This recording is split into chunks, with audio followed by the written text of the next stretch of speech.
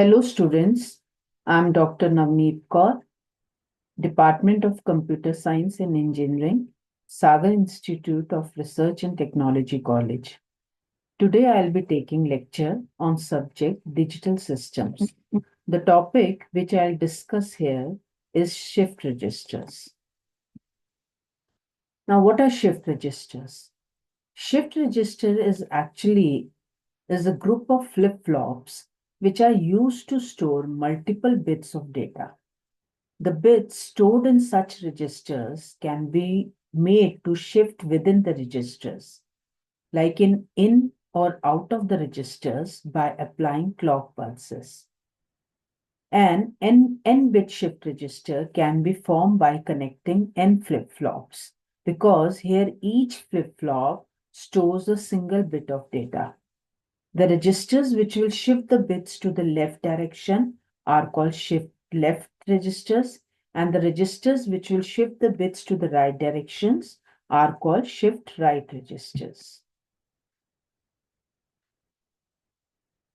The shift registers, which I have already discussed, are constructed using several flip-flops. They are connected in such a way so as to store and transfer or shift the digital data.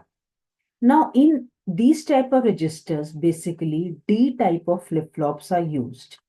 The input data, which is in the form of either 0 or 1, is applied to the D input, and the data will be stored at output Q during positive or negative H transition of the clock pulse. Now, shift register means that the data in each flip-flop can be transferred to other flip-flop upon edge triggering of the clock signal if we are considering the edge-triggered clock pulses. Now, four types of data movements in shift registers are possible. First is serial in, serial out, which is also called SISO shift register, or serial in, parallel out, SIPO, SIPO, parallel in, serial out, PISO, PISO, and parallel in, parallel out, which is PIPO, PIPO. Now, in these type of shift registers, there are two types for loading of the data. First is the serial loading, and the second one is parallel loading. Now, first we will see what is serial loading in the registers. Serial loading is that the data is serially input into the first flip-flop, like shown here in the figure. Here data is input to the leftmost flip-flop, and by each clock pulse, the data in the form of a bit is shifted to the right direction. Now, since here the data is taken output from the rightmost flip-flop, we will call it serial in, serial out. Similarly, here we can see the data is entered into the leftmost flip-flop. So it is serial input loading of the data. Now here, instead of taking output from the rightmost flip-flop, the data is taken simultaneously from all the flip-flop. So it is serial in, parallel out configuration. Now, in parallel loading, the data is input into all the flip-flops simultaneously. So here we can see the data is input into all flip-flops using the input terminals simultaneously. Now, this data will be shifted either to the right direction or to the left direction, and the data is taken out from the rightmost flip-flop. So this is parallel in, serial out configuration. Now, similarly here, the data is entered into the flip-flop simultaneously. So it is parallel in configuration.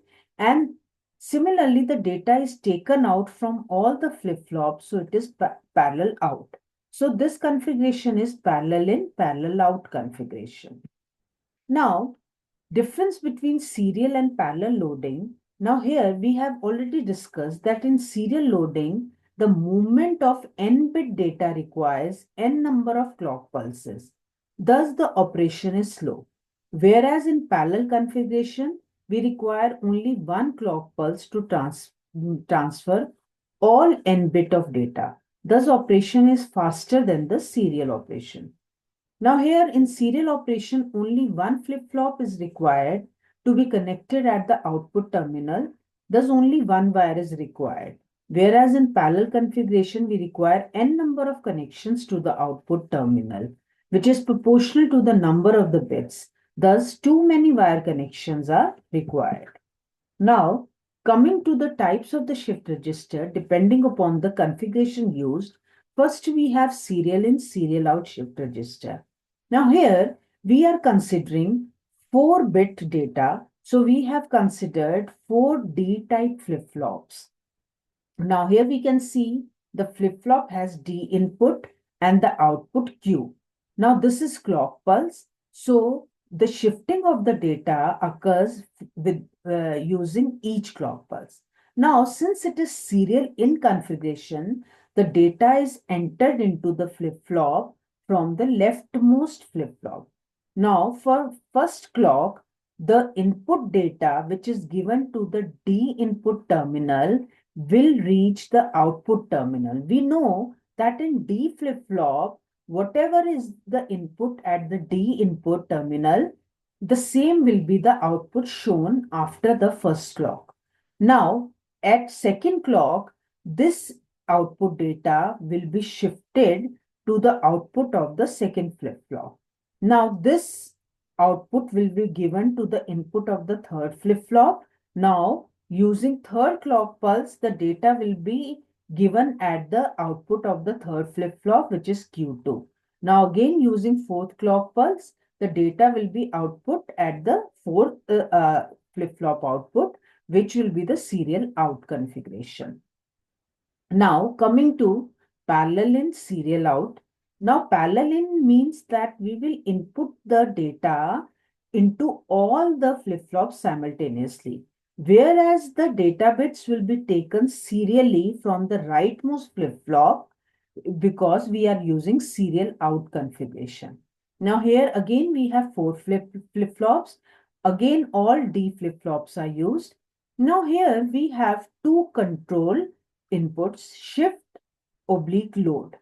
Now here say we are using shift in normal mode, whereas load in complement mode. Now if shift oblique load is 1, that means the output of inverter will be 0. That means here 0 will be given to this AND gate. Here 0 will be given to this AND gate. Simultaneously this AND gate and this AND gate. Here since the one of the input is 0, the output of the AND gate will be 0. That means the output of these flip-flops will be 0. Whereas, since this control input is 1, so this input 1 means that we have taken this AND gate which is giving 1 as the output. Now, since this is 1, this AND gate will give the output. Similarly, this AND gate and this AND gate will give the output because here one of the input is 1. Now, since here it is 1, the second input is the Q naught. So here we will get Q naught at the output of the first AND gate, whereas this AND gate is giving 0 output. So Q naught and 0 will be inputted into the OR gate, which will give Q naught. That means when shift oblique load control input is 1, then this Q naught will travel through this AND gate and OR gate and will reach this input D input terminal. That means when we are taking shift as 1, the data from the output of the first flip-flop will be shifted to the input of the second flip-flop. Similarly, the output of the second flip-flop will be shifted to input of third flip-flop and it will appear at the output which will be given to the input of the fourth flip-flop, and this will be the output of the last flip-flop which will be the serial data out. Whereas when shift oblique load is 0. Now here the output of the NOT gate will be 1. So this AND gate, the second AND gate, this AND gate and this AND gate, these all will give output, whereas the first set of AND gates will give 0 outputs. That means here D1, D2 and D3 will appear at the second AND gates, whereas the first AND gate will give 0 outputs. Now here D1 and 0 will be given to the OR gate, which will generate D1. So D1 will be given to the second flip-flop, D2 will be given to the third flip-flop, D3 will be given to the fourth flip-flop. That means here parallel loading occurs. So when parallel loading occurs, that means first we will keep this control input as 0 so that parallel loading will occur to all flip-flop. Then we will keep this control input as 1 so that the output of one flip-flop will be shifted to the second flip-flop. So here, this is how the parallel loading and serial output configuration works. Now, the next type of shift register is serial in parallel out. That means here the data is given to the leftmost flip-flop and the parallel output is taken from all the flip-flops simultaneously during clock pulse. So input data here is given. Now, whatever the data is given will appear at the output of the flip-flop. Now, this output is connected to the second input of the second flip-flop. So here, the whatever will be the input, it will be given to the output of the second flip-flop. This is how the data bit is shifted from first flip-flop to second, then second to third, and third to fourth. Now, since there is parallel output configuration, we can take the output from all the flip-flops simultaneously in the form of Q0, Q1, Q2 and Q3. Now, last is parallel in, parallel out shift register. Parallel in means parallel loading of data occurs to each flip-flop, and parallel out means that we can take the data output from all the flip-flops simultaneously. So here, the connection between two flip-flops is not required because here the shifting of the data bits is not required. We can take the output from the output of each flip-flop separately. So data is given to the first flip-flop. It will appear at the output and we can take the output bit. Similarly, D2 is given. We can take out the Q2. D1, Q1 is appear and D0 is given and we can take out the Q0 during the occurrence of the clock pulses. Now, shift registers have many applications in digital electronics, including data storage, conversion, and communication. Data storage means that the shift registers are used to temporarily store data while the central processing unit, which we call CPU, processes it. Now, using shift register, the data conversion is also possible. That means parallel to serial conversion and serial to parallel conversion. Shift registers convert data from parallel to serial form using the configuration which we have already discussed in our previous slide, which reduces the number of wires needed between devices. Similarly, shift registers convert data from serial to parallel form, which is used in communication lines.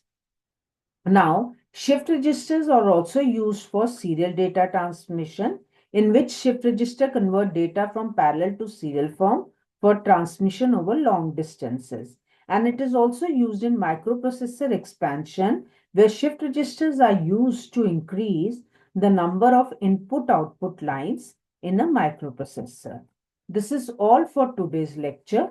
Thank you.